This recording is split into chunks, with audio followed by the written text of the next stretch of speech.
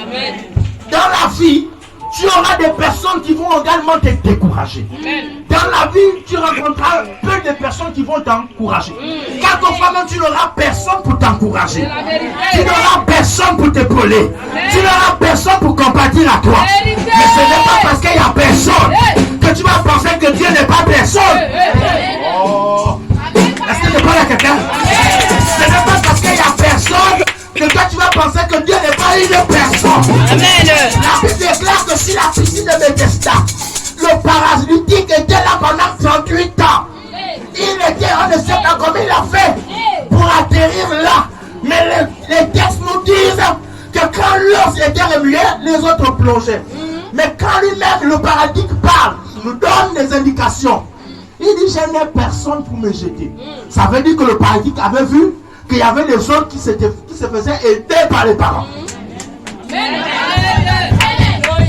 Ils avaient les mêmes difficultés, mais les autres étaient épaulés par des amis, par des parents. D'ailleurs, la Bible déclare qu'il y a eu des amis qui ont porté leurs frères, n'est-ce pas, sur le brancardier, et ils ont percé un trou sur la toiture afin de l'amener auprès de Jésus. Lui, il a eu la grâce d'être porté.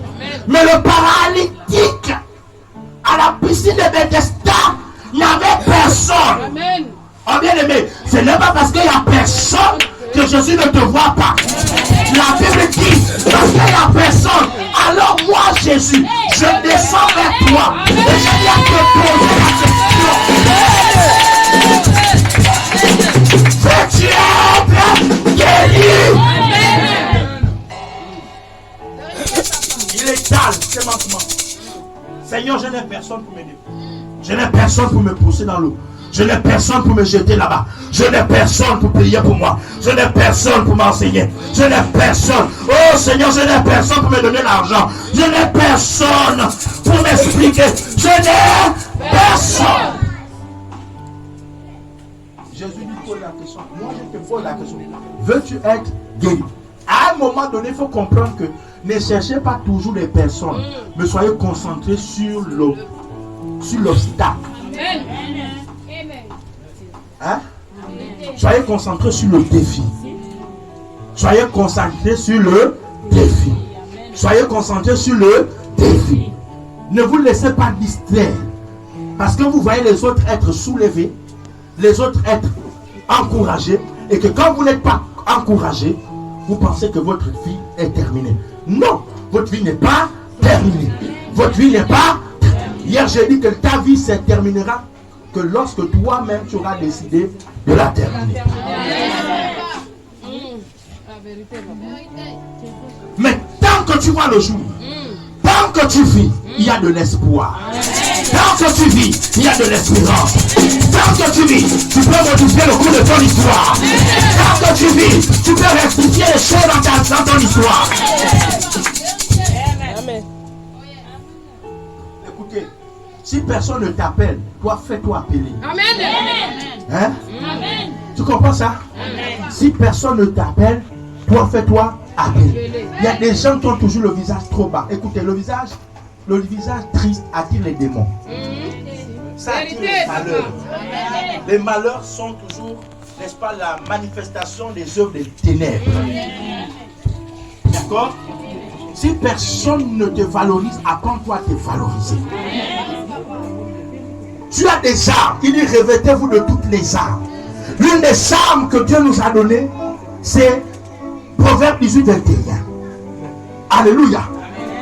Il te dit que ta bouche est une arme qui produit la vie et qui produit la mort. Alléluia. Apprends à confesser les bonnes choses. La Bible parle de cette tsunamite. Cette dame qui avait été longtemps stérile. Le jour où Dieu lui a donné l'enfant, quelques temps plus tard, l'enfant est tombé malade et il est mort. Quand on lui a posé la question de savoir qu'est-ce qui se passe et où vas-tu, la femme a dit tout va bien. Oh, la femme a dit tout va bien. Écoutez, la version française courante dit dans Hébreux chapitre 11, le verset 1, il dit la foi est une façon de penser. C'est pas là quelqu'un? La foi est une façon de penser.